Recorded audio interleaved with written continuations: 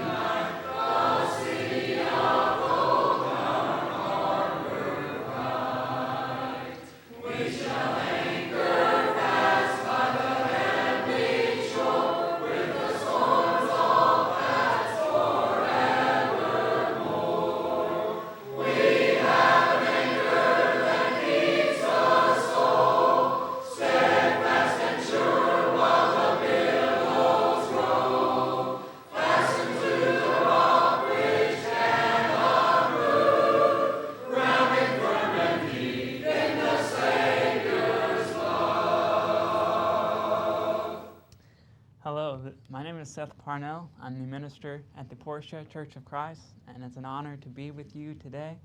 I hope that you are doing well, and I hope this lesson is something that encourages you and builds you up.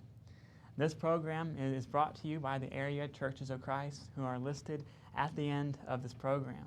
And please, if you please visit or contact them if you have any questions about the Bible, any questions about the gospel, or about what we talk about today. I hope that you will take advantage of that opportunity. And the Bible gives us a lot of instructions on how to treat other people and how to interact with other people, no matter if they are close to us or whether they are a stranger. The Bible, a lot of the commands that we are given in the Scriptures have to do with how we treat other people. And we should always approach them with love, with sympathy, with compassion. We should always try to treat people the way that God has treated us, or the way that Christ has treated us. We should always be mindful of the suffering of others. We should always be able to do what we can to help others, to help minimize the suffering of others. That should be something that a Christian should do. That's one of the great things about being a part of a Christian family, of a congregation, is to be someone that can care for others and care for others in that manner. Because as Christians, we have the responsibility to look out for each other and to help each other in the best way that we can, to try to ease the suffering of others and in the best way possible. These are some of the qualities that define us, some of the qualities that define the lifestyle of being a Christian. As I said, a lot of being a Christian is not what you do by yourself. It's not how you treat yourself, but it's how you treat other people. Do you treat them with kindness and compassion, or do you treat them with pride, with disdain, with anger? How do you approach other people, knowing that you are a born-again Christian? There's a passage that we find in the book of Matthew where Jesus, he he gives kind of like a scene of people who were faithful to him and people who were not. He gives kind of a almost like a scene in which people approach him, and some of them think that they have done well, and some are surprised at what Jesus has to say. This is what the scripture says. It says, "Then the righteous will answer him, 'Lord, when did we see you hungry and feed you, or thirsty and give you something to drink? When did we see you a stranger and invite you in, or needing clothes and clothe you? When did we see you sick or in prison and go and visit you?' The king will reply, 'Truly I tell you, whatever you did for one of the least of these brothers and sisters of mine, you did it for me.'" So in this case, when people are coming to Jesus and Jesus is speaking favorably about this group of people, he's talking about the things that they did, not necessarily to him directly, but to the least of these, to other people. He talks about inviting them, feeding them, giving them something to drink, visiting while they're sick, clothing them, the many things that people do for those who care for others. And this is a big part of being faithful as a Christian, is to look out for others. And so when Jesus is going through this entire list, of how to be righteous, he mentions all these things that these people have done. And some of them are confused. They say, "Well, we never saw you. We've never seen you. Why do you say that we have done these things to you?" And of course, as we said, Jesus said, "As you've done to the least of these, so you have done to me." How we treat other people affects directly how we treat Jesus and our relationship with him. He takes very seriously how we treat others, especially those who are not able to defend themselves or fend for themselves, the people who are less off than us. He takes that very seriously. That's why when you read about the story, that's why he tells a story that we often refer to as the Good Samaritan. This is a parable that Jesus tells, and it involves a man who was a Samaritan who was often pretty put down. Samaritans were despised by the Jewish people. They would often say that there is nothing worse in this world than a Samaritan, or being in a Samaritan city. They were looked down and despised by the Jewish people. But we find that this Jewish man, goes on a journey from Jerusalem to Jericho, and as he's traveling, he falls among robbers who beat him up. They injure him severely, and they take all that he has, and they leave him on the side of the road to die. This man is in a very desperate situation. Yet, as he's lying there in need of help, we find that a man comes on the same road and walks right by him. A man who is referred to as a priest. This man was someone you would expect to help somebody out. He was someone who served God, with his entire life. But yet he goes on and continues on his way, not bothering to help. The same thing happens with a man who is a Levite. The priest came from the tribe of Levi, and so you would expect that a man who was of the tribe of Levi to at least be someone that would help this person out. But yet he continues on the way as well. And if this continues until finally we come to a man who is this Samaritan, the one who was the least expected to do anything good. People who were listening to the story probably thought that he was going to make the situation worse. He was going to make this Jewish man's life even worse than what it already was. But yet he stopped and he helped him. He tended to his wounds. He brought him to an inn where he would be cared for, and he saved this person's life and continued to care for him. And he was commended for that. You can find that story in Luke chapter 10 and starting in verse 25, in the parable of the Good Samaritan. This Samaritan was someone who helped out a stranger when it was least expected of him. People didn't expect him to do anything good, but yet he rose above those expectations and he assisted this man in need. And so we have to be mindful, of the suffering, of others, because in and the suffering, that we ourselves, go through as well. Because in order to serve, we must be in a position, to serve. We must put ourselves in a position that we can help, other people. And that means, taking care, of ourselves and taking care, of dealing with our own suffering, our own trials and struggles, as well. We need to be mindful of our physical health, our mental health, and our spiritual health, as well, as we continue to go forward and put ourselves in the best possible position to help other people and to serve them, to be a servant as Jesus called us to be. Because all these play, a big role in our ability to serve.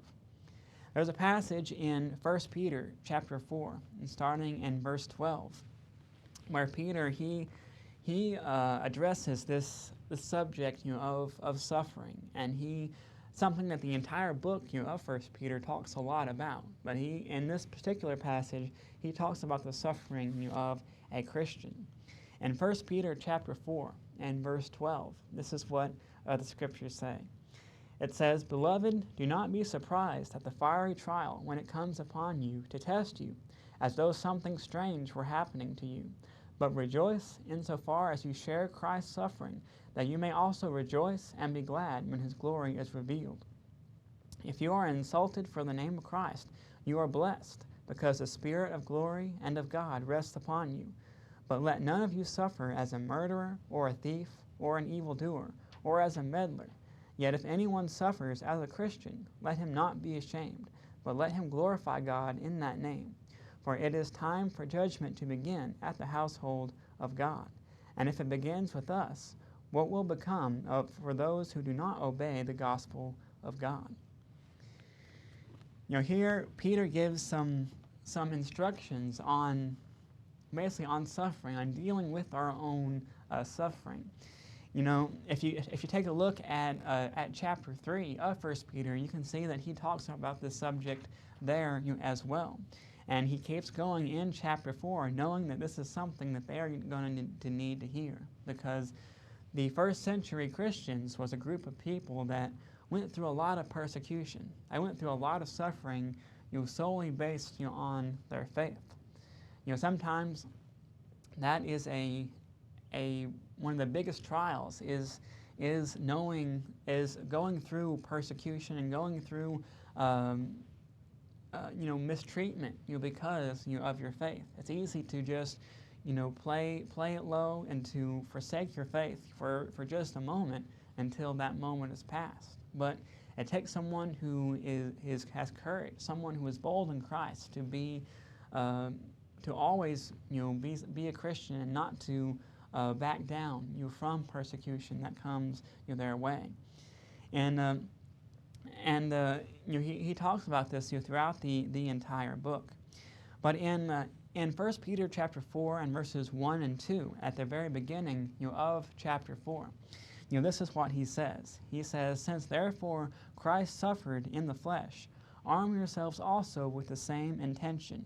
For whoever has suffered in the flesh has finished with sin, so as to live for the rest of your earthly life, no longer by human desires, but by the will of God." It's interesting, he says, arm yourself with the same intention. Christ was someone who suffered greatly. Many of us are familiar with what Christ went through and the sufferings that he experienced at the hands of his own people and at the hands of the Roman government as well. And there are some people who preach a type of gospel that says if you become a Christian, then then everything will be all right. The streets will turn to gold. Your bank account will be full, and if that doesn't happen, then you just don't have enough faith. But what does Peter say? How does Peter, address, this subject? Does he say that you will get, everything you ever desired if you become a Christian? Well, no, he doesn't quite put it, that way. But Peter, he says, when Christ came in the flesh, he suffered. Christ, the greatest example that we can have, that we can look to, he suffered. He was someone that went through a lot during his ministry here, on this earth. We're familiar with not only the physical suffering, but also the emotional suffering, the betrayal that he felt, from his own people. And so Peter, he says, arm yourself, with the same intention, to be prepared to suffer, just like, Jesus did. Be prepared to go through those hard times, to go through those trials, to weather, temptation. We're going to be tempted, by many things. We're going to be tempted by many things to forsake, our faith in God, to forsake the gospel, and to chase after other things, to put our trust in things that are only temporary, things that may that won't last, but they will be gone, in the end. Well, we're often encouraged, to chase after, those things. But what Peter is saying here, he says, be prepared. If you're serious about being a Christian, if you're serious about being someone who is living for God and is living for your faith, then be prepared, to suffer. Because Jesus, he is the Alpha and the Omega. He is the King of Kings. He is the Prince of Peace. He is the Messiah who has come down to this earth, from heaven. And he is someone who is, he was perfect, in his life down here. He never sinned. He never made a mistake. But yet he walked this earth and he suffered. There's a passage in Isaiah chapter 53 and verse 3 where it says, he was despised and rejected by men, a man of sorrows and acquainted with grief, and as one from whom men hide their faces. He was despised, and we esteemed him not. Isaiah 53 and verse 3. Isaiah refers to him as a man of sorrows, as a man of sadness. There was a lot of good things that Jesus did, but there was also a lot of sadness, a lot of sorrow that he experienced. You're familiar with his prayer in the garden, a prayer that was so taxing on him that his sweat turned into drops of blood.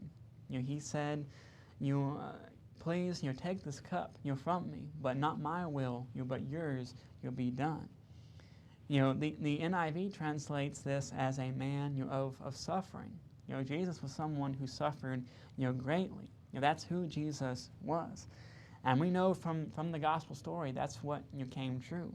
We know that he was scourged, he was beaten, he was mocked, and he was killed because of who he was, because of what he taught. And so Peter says, arm yourself with the same intention. Be prepared to go through these struggles in order to emerge on the other side still a Christian. That is a major roadblock for a lot of people's faith. For some people's faith, that's a major roadblock at times. They say, if God is really in control, if God really cares about my life, then why is there so much suffering? Why is there so much evil? Why do I have to go through all these things? And if I want to be a Christian, why doesn't he make it all go away? Why do people have to endure the wrath of this world? But Jesus says, even Jesus suffered mightily. His apostles suffered greatly. Christianity is not about making the here and now comfortable, but it's about looking towards the future and knowing that God is not going to let you sink under the water, but he's going to keep you up, and he's going to walk with you, and there is a reward for those who are faithful to him, for those who have run that race, who have fought that good fight. there is a heavenly reward awaiting those people. And so we know that that is something that we can look forward to. There's a passage in 2 Corinthians chapter 5 and verse 21 that says, "For our sake he made him to be sin who knew no sin, so that in him we might become the righteousness of God." Jesus had no sin. Paul says that he had no sin, but yet he endured all that he did. If there's ever anyone who didn't deserve it, who didn't deserve that suffering, it was Jesus, because he had no sin. Some people see the church as a group of people that may just put on a fake smile and maybe act like everything that is okay. But oftentimes the church is built of people who have struggles, who have battled temptation, who have made mistakes in the past. The church is built of people who don't come to God because they are good enough, because that they are perfect, but they come to God because they are in need of healing, because they are in need of the salvation that he brings. One thing that all of humanity has in common is that we need salvation. We cannot be saved by our own accord, by our own works. That's something that is impossible for us to do. But yet with Jesus, it's not impossible, but his sacrifice makes our salvation possible. And so we know that the church is built out of people who have gone through those hard times and have at times not been faithful to God, but yet God takes them in and he pushes them forward and gives them the strength to lead on. And so we should know how to deal with this suffering. There is a passage in 1 Peter 4 and verses 14 through 16. And what we read earlier, it says, "If you are insulted for the name of Christ, you are blessed, because the Spirit of glory and of God rests upon you. But let none of you suffer as a murderer or a thief or an evildoer or as a meddler. Yet if anyone suffers as a Christian, let him not be ashamed, but let him glorify God in that name." He says if you suffer for the name of Christ, that is good. You are blessed. But he says, let none of you suffer as a murderer or as a thief or as a meddler. Because those consequences of those actions will be present for you. Peter is saying, don't let your suffering lead to sin. Don't let your struggles lead you to sin. But be someone who fights through that, someone who stays true. Even someone, if you have to lean on your spiritual family, on your brothers and sisters, you can make it through. Never try to justify evil with your personal struggles, with the hard times that you are going through, because we know the Word of God is the same yesterday, today, and tomorrow. It doesn't change based on on personal feelings or our personal perspectives, but it remains the same. And so we will go through some struggles, but don't let that lead you to sin. Don't let that lead you to be someone who forsakes God. He says to love your neighbor at all times. Be someone who is caring, someone who is loving, even in times when you may be suffering yourself. Don't allow Satan to push your faith off of you through trials, but fight through that. This was the tactic that Satan used for a man by the name of Job. If you're familiar with Job's story, Job, it says that he was one of the greatest men of the East. He was a very faithful servant of God. He served God with all of his house. But one day, Satan, he approached God and he said, the only reason that Job, your servant, the only reason that he serves you is because you protect him, because you provide for him, because you look out for him. That's the only reason that Job serves you, is because of what you give him. He's just giving you back what you give him. And family, wealth, honor, all these things Job had. And so God, he allows Satan to cause Job, to make Job lose just about everything that he had. His family, his position, his reputation, his wealth, everything was taken away from Job in a very short amount of time. If you look through at the beginning of the book of Job and then to the middle, Job was a very, very miserable man, at that point. But what does Job say at the end of chapter 1? Job says, the Lord gives and the Lord takes away. Blessed be the name of the Lord. Job didn't allow his suffering, didn't allow these trials that he was going through, that Satan was putting him through, to allow him to sin or to curse God. His wife gave him advice. He said, why don't you just curse God and die? But Job said, the Lord gives and he takes away. I'm going to bless his name, regardless. And so we need to follow, Job's example, and we need to be prepared to serve God in suffering and in prosperity, and be someone who looks out for him and serves him at all times. The 1 Peter chapter 4 and verse 19, it says, therefore, let those suffering in accordance with God's will entrust themselves to a faithful Creator while continuing to do good. We can do good if we stay faithful to God and be someone that lives for him in everything that we do. And I hope that will be your aim, hope that will be your goal, and that you can serve God in all that you do and be a faithful servant of his. Thank you.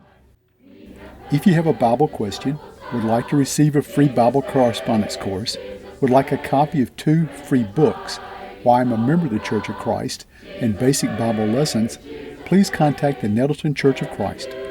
Speaking the Truth in Love can be viewed online. Speaking the Truth in Love is brought to you by these area churches of Christ. Jesus saves, Jesus saves.